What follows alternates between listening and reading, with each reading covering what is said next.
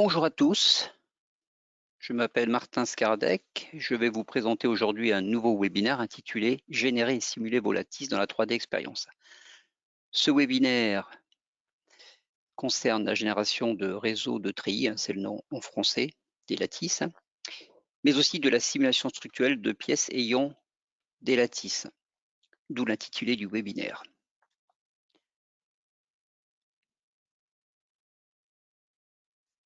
Keonis propose un webinaire par mois sur différents thèmes, le design, la simulation, le système engineering.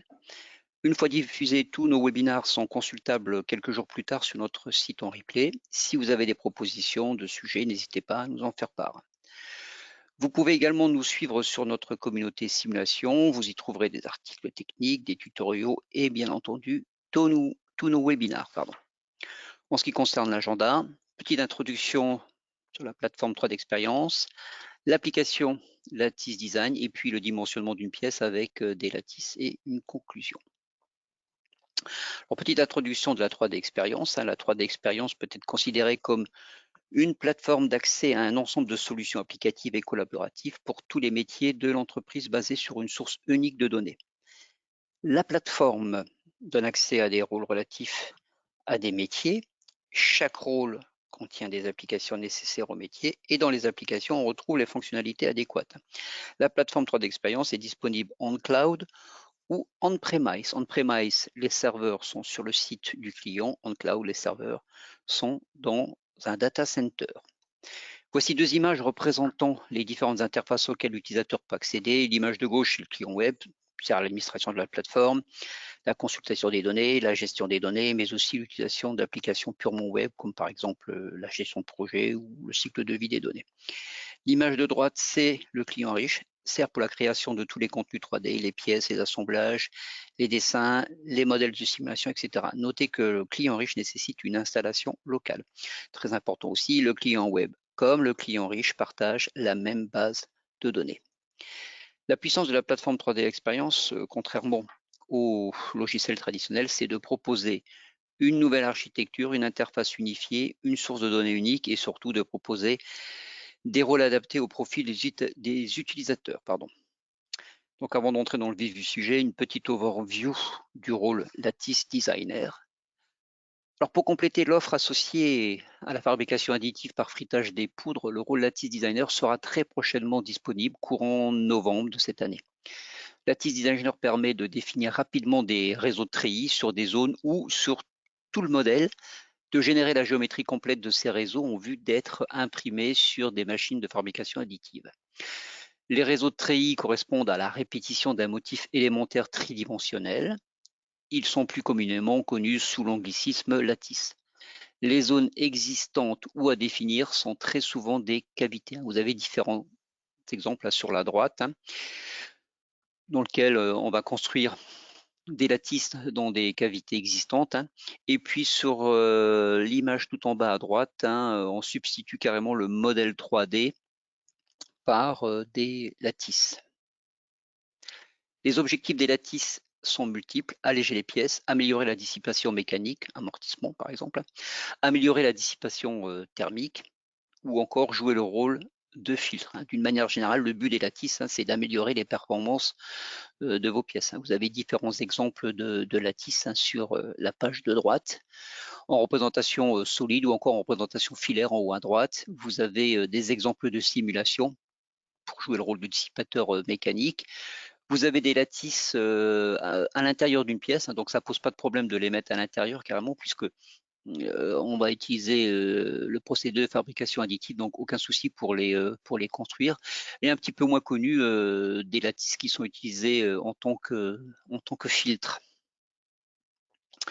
Compte tenu de la complexité des motifs tridimensionnels, bien entendu, les pièces sont destinées à être imprimées. 3 formats sont disponibles: STL, qui date des années 87, son successeur AMF, développé dans les années 2011, et puis le dernier type de format disponible, 3MF, développé par un consortium autour de Microsoft en 2015. Celui-là est spécifiquement a été spécifiquement conçu pour la fabrication additive. Sur la page de droite, vous avez des exemples de pièces. On voit la complexité quand même des motifs. L'image de haut, c'est une pédale de frein sortie d'une optimisation topologique et on a complété le design par des lattices sur le haut de la pédale. Et puis l'image de bas, on peut voir un réseau assez complexe distribué d'une manière un petit peu circonférentielle. L'application principale du rôle lattice design, bien entendu, c'est Lattice Designer, c'est l'application Lattice Design, c'est vraiment la principale application. Les features de Lattice Design viendront enrichir de manière cohérente le modèle géométrique CATIA existant. Comme vous voyez sur l'image de droite, le départ, ce sont des solides exacts produits dans Part Design. On va créer peut-être des cavités. Alors, on peut créer les cavités aussi dans Lattice Design. Il y a un ensemble de features, les mêmes features qu'on trouve dans Part Design pour faire des cavités. Mais si on suppose que les cavités sont déjà faites, eh bien, tous les features de Lattice Design viendront après les features de Part Design. Donc, vous les voyez en plus gros dans le carré blanc, les différents features que génère Lattice Design. 3 étapes sont nécessaires pour construire ces lattices. L'étape numéro 1, c'est de définir la zone à remplir. C'est très souvent une cavité. On va choisir ensuite un motif parmi les 8 disponibles. Et puis, en fonction des motifs, on va choisir la dimension, les dimensions et l'orientation du motif. Donc sur l'image de droite, on a choisi par exemple un motif de type nid d'abeille avec une longueur de 6 mm et une épaisseur et un diamètre de section, un rayon de section de 0,6 mm, c'est-à-dire un diamètre de 1,2 mm. Toutes les sections des lattices sont pour le moment cylindriques. Notez que l'outil va extraire, quand on va sélectionner la cavité, l'outil va extraire la surface délimitant la cavité, puis l'utilisera pour construire le volume de cette cavité. Alors généralement, il est caché dans l'arborescence et c'est dans ce volume que seront générées les lattices. Le volume est représenté en couleur un petit peu mauve ici sous l'image centrale. La deuxième étape, on va générer le réseau de treillis. Notez qu'il y a plusieurs représentations visuelles. Donc la représentation par défaut, c'est une représentation filaire, mais on peut avoir une représentation de type barre ou complètement ou symbolique, où on ne voit pas grand-chose. Alors, généralement, sous l'image du bas, là, vous voyez une représentation de type barre. C'est comme un peu plus visuel en termes de représentation. L'organisation des lattices sous le modèle ou dans la cavité peut avoir une distribution. Alors, c'est plutôt une organisation rectangulaire ou circulaire. La troisième étape, eh bien, il y aura une génération complète de la géométrie sous forme de solides polyhydriques. Donc, les solides exacts de la pièce existante de départ, c'est-à-dire celle qui a été faite dans Part Design, plus les lattices sont assemblées. C'est comme une espèce d'opération booléenne. Et au final, on aura un seul solide polyhydrique qui représente la totalité de la structure. Et ce dernier sera mis dans un corps de pièce à la fin de l'arborescence.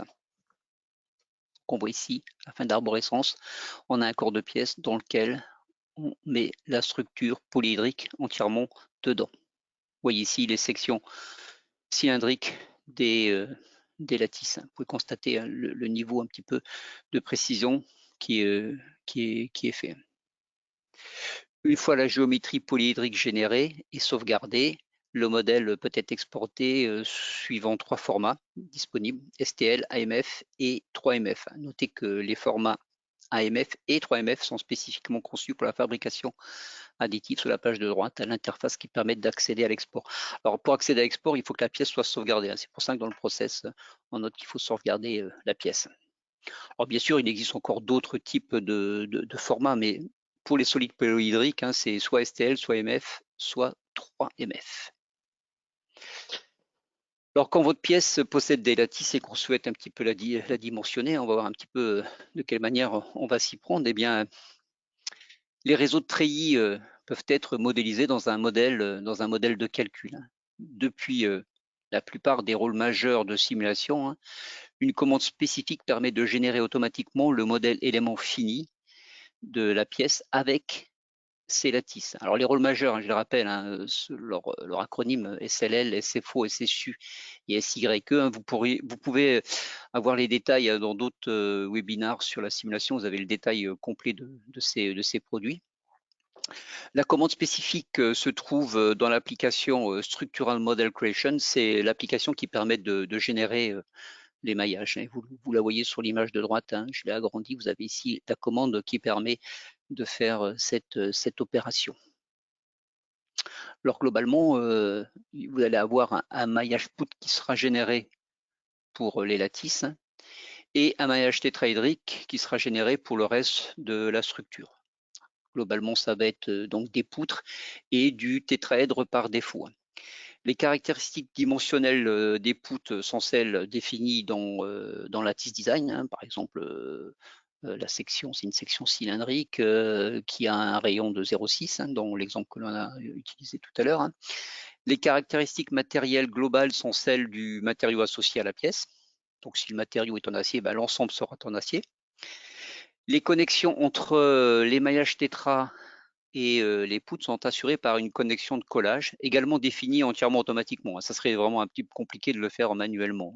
Vous avez ici, dans le modèle de maillage, qui est inclus dans le modèle géométrique, vous avez les deux maillages, le maillage tétra de la structure, le maillage poutre des lattices et bien entendu les propriétés 3D des tétras, les propriétés 2D 1D des poutres associées à un profil de poutre. Donc c'est ici, on a ce profil, vous le retrouvez ici.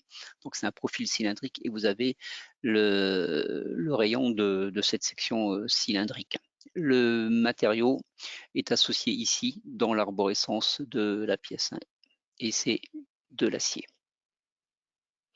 Vous voyez ici en bleu les différentes connexions entre les lattices et les structures et la structure 3D, les maillages tétra. Donc c'est une connexion qu'on appelle aussi collage ou taille dans le monde un petit peu Abaqus. La définition des fixations et des chargements se fait sur la structure en solide exact et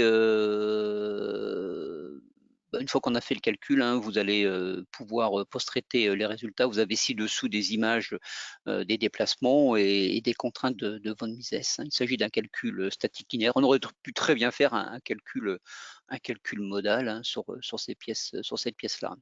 L'encastrement est positionné dans les deux perçages de gauche et il y a un chargement de type palier sur le perçage à droite.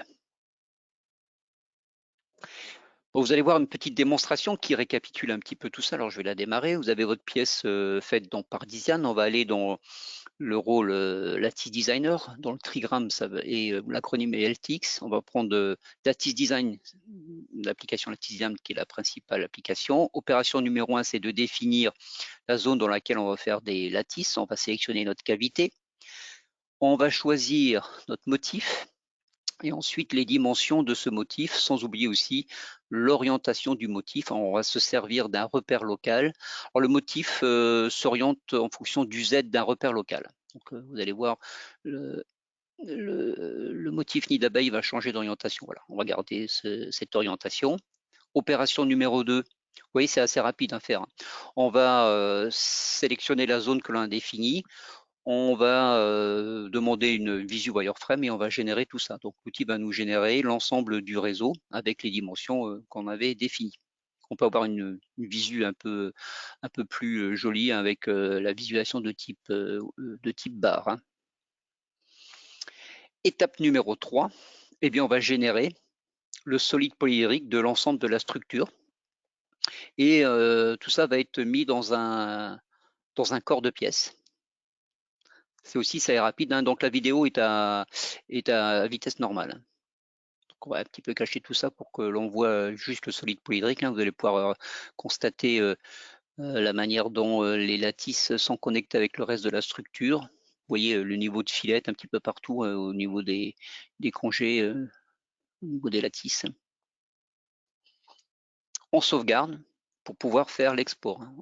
Et dans l'export, on va voir les différents formats auxquels on a accès. Donc le format 3MF et AMF, ils sont l'un au-dessus de l'autre, et ensuite le format STL qui est un petit peu plus bas. Bon, ici sur cet exemple, on ne le fait pas, mais ça prend pratiquement pas de temps, hein, très peu de temps pour générer ces fichiers. Maintenant, si on veut dimensionner cette pièce avec des lattices, hein, bon, on va aller dans un outil de calcul. Donc ici, on va aller dans l'outil qui s'appelle Structural Engineer. Hein. C'est un outil relativement basique qui peut faire de la simulation dans le domaine linéaire. On va définir le maillage de tout ça. Donc on va utiliser cette fameuse commande qui permet de prendre en compte les lattices et les transformer en modèle poutre. Hein. Donc voilà, il vous propose de faire du 1D. Alors il fait à la fois le modèle 1D des lattices et il génère aussi le maillage tétra de la structure existante hein, sur lequel on a défini nos lattices. Donc vous avez un peu une visu aussi 3D des poutres hein, qui font leur profil, c'est un peu plus facile à voir. Là, on va déplier le modèle de simulation. Hein, on voit les dans les différents conteneurs, les différents maillages, les propriétés, et puis la fameuse connexion entre les éléments 1D et puis les éléments tétraédriques. Ensuite, on va aller dans une autre application du même rôle dans lequel on va pouvoir définir le type de calcul que l'on veut faire. Donc en gros, c'est le scénario du calcul. On va faire un calcul de structure. Et l'opération numéro 1, c'est de prendre en compte le maillage que l'on a défini. Hein. Même quand bien même il n'y aurait qu'un seul, on est obligé de le sélectionner. Et ensuite, le type de calcul que l'on va faire. Donc ça s'appelle une procédure ici. Hein. On va prendre une procédure de type statique perturbation. Donc c'est un calcul de statique linéaire. Bien entendu, on va définir nos conditions limites. Hein, donc, on les définit, hein, je rappelle, hein, sur les solides exacts de la pièce. Donc, on va encastrer les deux perçages de gauche. Voilà. Et ensuite, on va charger avec un chargement de type palier dans le perçage qui est à l'extrémité droite. On va mettre un chargement vertical de 2000 newtons à peu près, voilà. Et puis on peut lancer le calcul. Alors même chose ici, hein, le calcul, la vidéo est à vitesse normale. Alors l'application tourne sur 4 cœurs par défaut en interactif, mais on peut très bien la faire tourner en mode cloud. Et augmenter les puissances de calcul en augmentant le nombre de cœurs. Hein, donc on peut aller au-delà de 4. Alors généralement pour du linéaire, hein, 6 c'est très bien, pas la peine d'aller au-delà. Et quand on est en mode cloud, on peut utiliser les ressources du data center par des crédits. Donc on va avoir les résultats. L'outil généralement il nous met par défaut dans une image des von Mises. Donc on va peut-être changer la visu des lattices. On va se mettre dans un mode de visu de type profil pour que ça soit un peu en 3D. Voilà, on a une amplitude par défaut. Bon, on va faire la même chose pour l'image des déplacements. On va changer le mode de visu des lattices. Voilà, on va même animer cette animation. Alors l'animation est un petit peu exagérée hein, parce qu'on a une amplitude de 30, hein, c'est-à-dire c'est les déplacements x 30 au niveau de la visu. Donc on est aux alentours de 0,6 mm. Alors bien entendu, si on n'avait pas les lattices, hein, le déplacement est bien plus grand, hein, beaucoup plus grand hein, quand même. Donc on voit en détail le maillage, élément fini.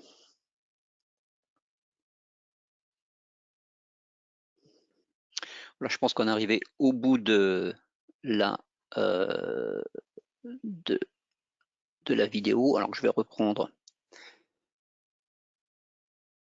là où j'en étais. Excusez-moi. Voilà. Donc si on veut aller plus loin, c'est possible encore. Hein, on peut, avec les rôles Paul Machine Programmer, donc l'acronyme est APB, et Additive Manufacturing Analysis Engineer, on peut simuler même le process de fabrication additive d'une pièce. Alors une pièce avec ou sans lattice. Alors bien entendu, le modèle élément fini ne sera pas le modèle 3D plus 1D, hein, mais ça sera un modèle pur 3D. Donc dans ce cas-là, on maillera complètement en élément tétraédrique le solide polyhydrique. Hein. Vous avez ici une image à gauche hein, du maillage de la structure. Alors ce n'est pas la même pièce. Hein.